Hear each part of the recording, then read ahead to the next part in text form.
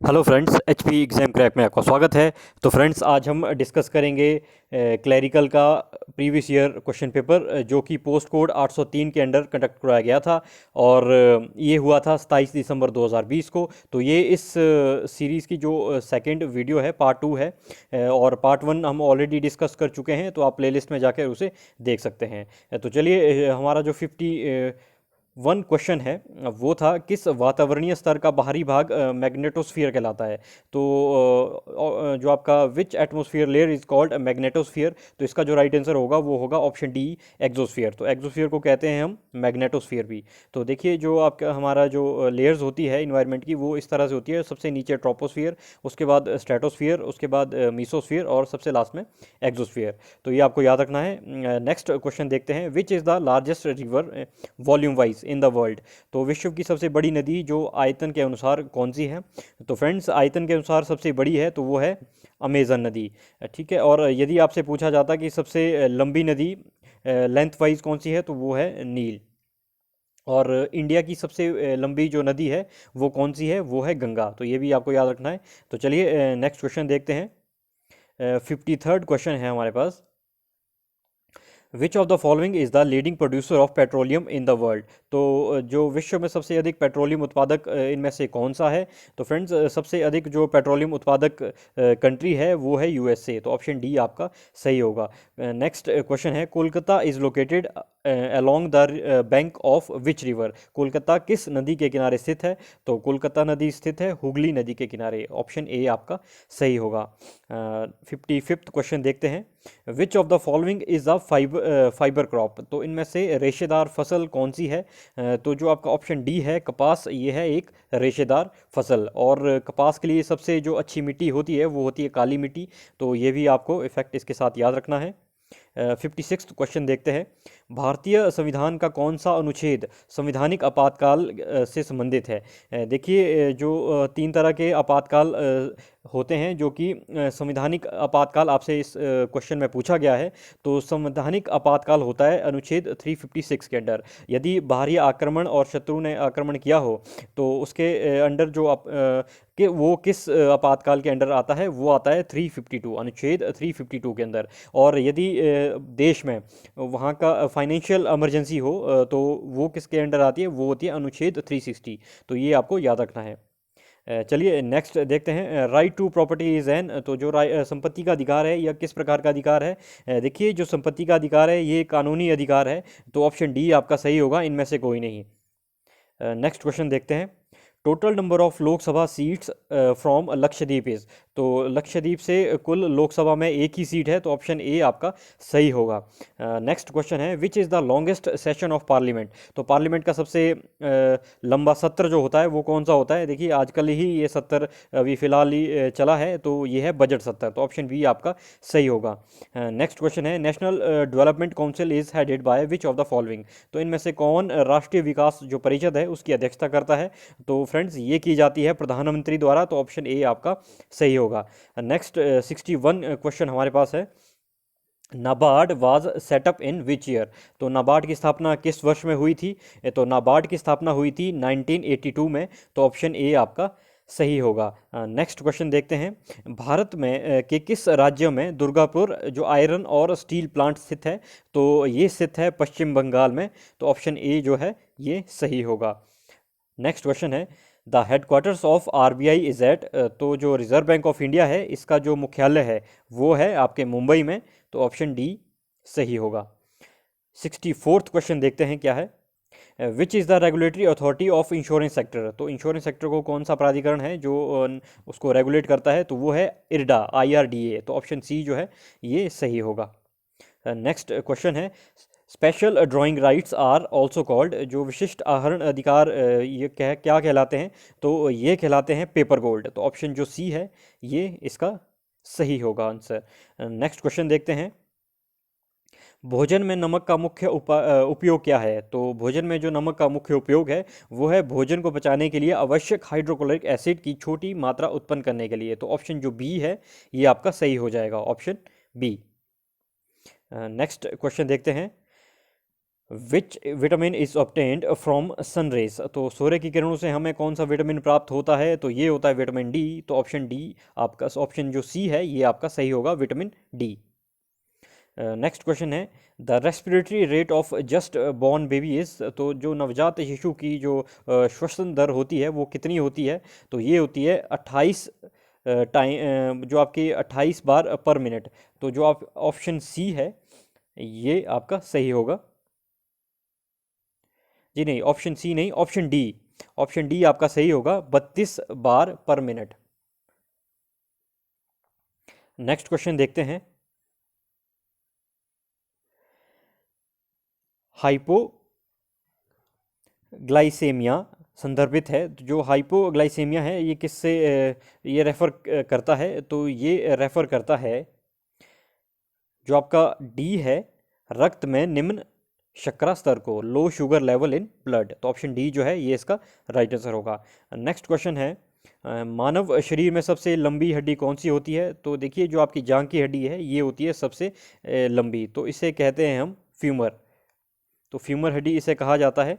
और यदि आपसे पूछा जाए कि सबसे छोटी, तो वो होती है स्टेपीज, जो कि आपकी कान की हड्डी होती है। तो ये भी आपको याद रखना है।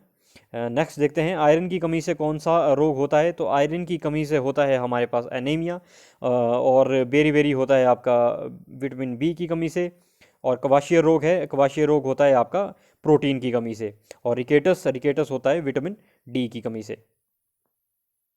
चलिए नेक्स्ट क्वेश्चन देखते हैं, रेफ्रिजरेटर में जो शीतलन है वो किस वजह से उत्पन्न होती है, देखिए वो होती है संपीड़ित गैस के अचानक विस्तार के कारण। ठीक है, the sudden expansion of a compressed gas, तो ऑप्शन जो बी है ये आपका सही हो जाएगा।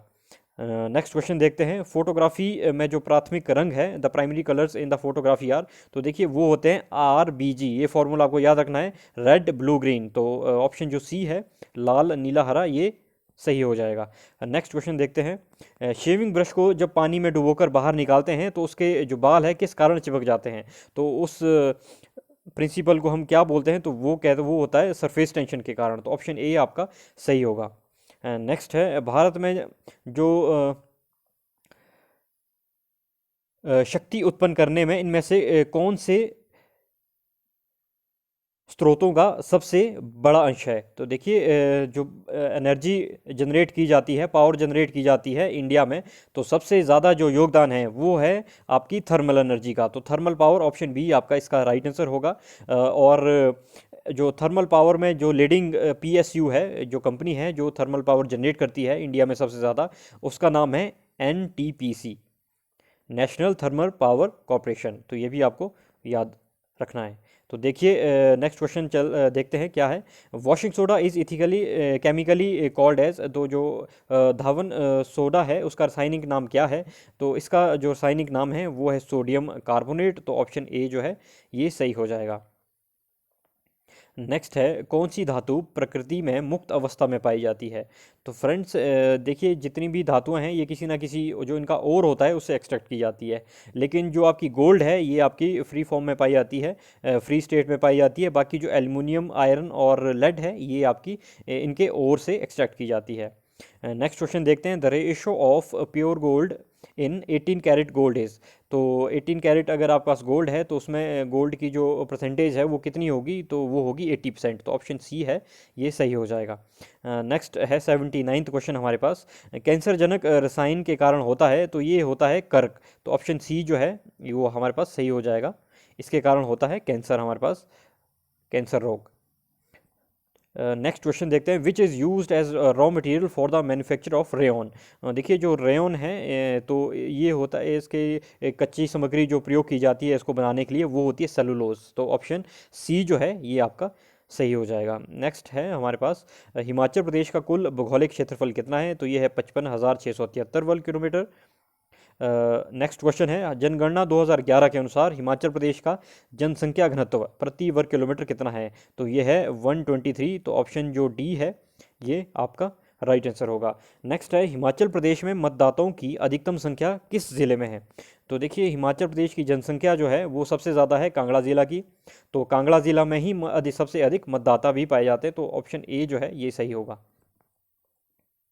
नेक्स्ट क्वेश्चन है, हिमाचल प्रदेश के किस ज़िले में जो मणिकर्ण गर्म पानी का स्रोत है वो स्थित है? तो ये स्थित है कुल्लू में, तो ऑप्शन डी सही होगा। नेक्स्ट है, हिमाचल प्रदेश के किस ज़िले में जो चौथरा घाटी है वो स्थित है? तो देखिए जो चौथरा घाटी है ये स्थित है मंडी में, तो ऑप्शन ए जो है ये सही होगा। नेक्स्ट है, the lady of Keylong is an, तो जो लेडी ऑफ कैलोंग है ये क्या है? तो ये है एक तरह का ग्लेशियर, तो ऑप्शन सी जो है सही होगा। नेक्स्ट क्वेश्चन है, ब्यास नदी का संस्कृत नाम क्या है? तो ब्यास नदी का जो संस्कृत नाम है वो है विपाशा। नेक्स्ट क्वेश्चन, हिमाचल प्रदेश के किस ज़िले में उनामसो झील स्थित है? तो उनामसो जो झील है वो स्थित है लाहौल स्पीति में, तो ऑप्शन जो बी है ये होगा आपका सही आंसर। नेक्स्ट जो हमारे पास 89th क्वेश्चन है वो देखते हैं क्या है। वो है the old name of Kalpa is, तो जो कल्पा है जो कि किन्नौर में स्थित है इसका आपको पुराना नाम बताना है क्या है? तो इसका पुराना नाम था चीनी, तो ऑप्शन ए जो है ये सही होगा। नेक्स्ट क्वेश्चन देखते हैं क्या है। कौन महर्षि के नाम से प्रसिद्ध था? तो महर्षि के नाम से इनमें से किसे जाना जाता था? तो ये जाना जाता था निकोलस रोरिक जो है, ऑप्शन डी ये सही होगा। और इनके नाम पे जो निकोलस आर्ट गैलरी है वो भी चलाई जाती है जो कि नगर में स्थित है।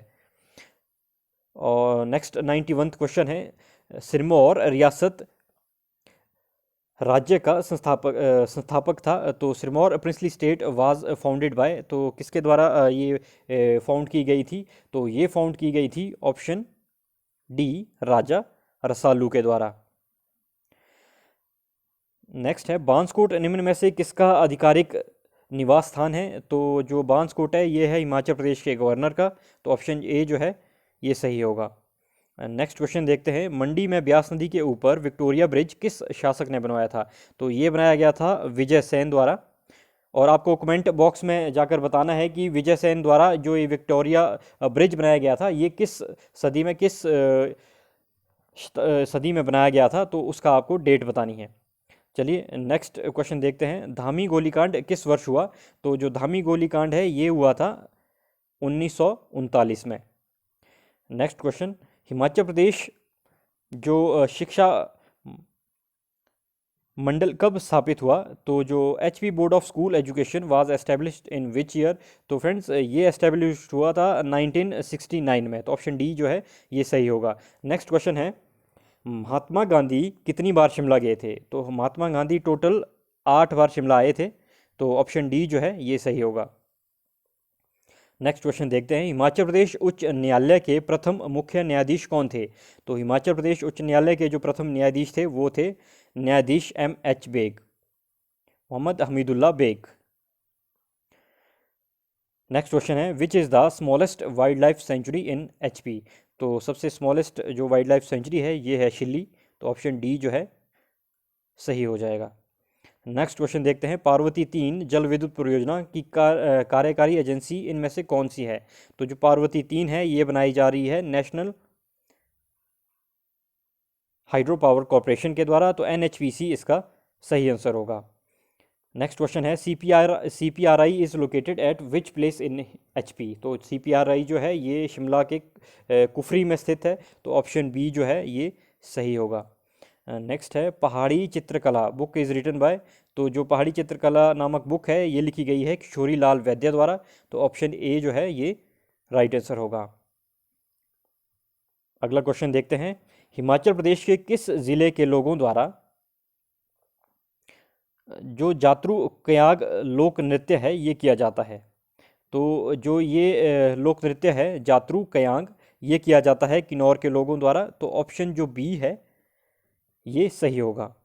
नेक्स्ट क्वेश्चन देखते हैं, हिमाचल प्रदेश की किस जगह में महूनाग मेला मनाया जाता है? तो देखिए जो महूनाग है ये करसोग में एक प्रसिद्ध देव स्थान है, तो इसका जो राइट आंसर होगा वो होगा मंडी के करसोग में, तो ऑप्शन डी। नेक्स्ट है, हिमाचल प्रदेश के किस स्थान पर ब्रजेश्वरी मंदिर स्थित है? तो ये स्थित है कांगड़ा डिस्ट्रिक्ट में, तो ऑप्शन ए आपका सही होगा। नेक्स्ट है, व्हाट इज़ की इन HP? देखिए जो की है ये एक मोनेस्ट्री है, बौद्ध मोनेस्ट्री, तो ऑप्शन जो डी है ये सही होगा। जो नेक्स्ट क्वेश्चन था वो है आपको बताना है, निम्नलिखित वर्णाक्षरों में कौन सा अक्षर G और S के एकदम मध्य में है, तो बिल्कुल सेंटर में आपको बताना है, तो वो क्या होगा, वो होगा ऑप्शन ए एम, ये आता है बिल्कुल मध्य में। तो ये एक रीजनिंग का क्वेश्चन था। तो रीजनिंग के क्वेश्चन आपको डायरेक्ट आप पॉज करके देख सकते हैं, मैं आपको डायरेक्ट आंसर बताता चला जाऊंगा। नेक्स्ट क्वेश्चन जो 107 है, इसका जो राइट आंसर होगा वो होगा ऑप्शन डी, 3 से अधिक। नेक्स्ट जो 108 है, इसका जो राइट आंसर होगा वो होगा ऑप्शन डी, एन। अगला क्वेश्चन है, इनमें से कौन सा शेष से भिन्न है। देखिए 4 ऑप्शन आपके पास दिए गए हैं, 11, 13, 15 और 17। तो देखिए जो 15 है ये बाकी तीनों से भिन्न है। अब कैसे भिन्न है, क्योंकि 11, 13 और जो 17 है ये किसी भी अंक से डिवाइड नहीं होते हैं, जबकि जो 15 है ये 3 और 5 से डिवाइड होता है। तो 15 इन तीनों से भिन्न है। नेक्स्ट है 110 क्वेश्चन, तो ये भी आप आराम से पढ़ सकते हैं। तो इसका जो राइट आंसर होगा वो होगा option D, data inadequate. Next question है, निम्नलिखित संख्या श्रृंखला में ऐसे कितने 6 है जिसके पीछे विषम संख्या और आगे अभाज्य संख्या है। तो वो आपको बताना है। तो इसका जो सही आंसर होगा वो होगा ऑप्शन ए, मात्र 1। नेक्स्ट 112, ये भी एक रीजनिंग का क्वेश्चन है। तो इसको जब आप सॉल्व करेंगे तो इसका जो राइट आंसर आएगा वो आएगा ऑप्शन डी, इनमें से कोई नहीं। नेक्स्ट देखते हैं, तो ये भी एक लॉजिकल रीजनिंग है, मैथमेटिकल रीजनिंग है ये। तो 113 का जो राइट आंसर होगा वो होगा ऑप्शन सी, 40 मीटर। नेक्स्ट 114, ये आपका मैथ्स का क्वेश्चन है। मैथ्स, इसको मैथमेटिकल रीजनिंग आप बोल सकते हैं। तो इन जो आपके पास ये जो सिंबल दिए गए हैं, प्लस, डिवाइड और मल्टीप्लिकेशन के, इनको जब आप डिवाइड करेंगे, इनको जब आप रिप्लेस करेंगे जो आपके पास गिवन सिंबल्स है क्वेश्चन में उनके साथ, तो उसका जो आंसर क्या निकलेगा, तो वो निकलेगा ऑप्शन ए, 0। 115, प्रश्नार्थ चिन्ह के प्रथम पर क्या आएगा। तो इनके प्रथम जो वहाँ पे दिया गया है आपको, इसके सबसे क्या आएगा, इसके स्थान पर क्वेश्चन मार्क के स्थान पर क्या आएगा, तो इसके स्थान पर आएगा आपका ऑप्शन डी। नेक्स्ट देखते हैं, यदि रमन एक सैनिक है, सभी सैनिक लंबे हैं, और ये मान लिया जाता है, तो इनमें से कौन सा निष्कर्ष आपका तार्किक होगा। तो देखिए यदि रमन क्या है, एक सैनिक है, और सभी सैनिक क्या है, लंबे हैं, तो इसका मतलब है जो रमन है वो भी लंबा है। तो ये तर्क हम निकाल सकते हैं। तो ऑप्शन डी जो है ये 116 का राइट आंसर होगा, ऑप्शन डी, रमन भी लंबा है। नेक्स्ट 117, प्रकाश गीता से लंबा है, अमर प्रभात से लंबा है, और लेकिन गीता से नहीं, प्रबोध प्रकाश से लंबा है, सबसे छोटा कौन है। तो देखिए इसका जो राइट आंसर होगा वो होगा ऑप्शन डी, सबसे छोटा है प्रभात। नेक्स्ट क्वेश्चन है, छात्रों की पंक्ति में राजेश एक सिरे से 10वें और दूसरे सिरे से 9वें पर है।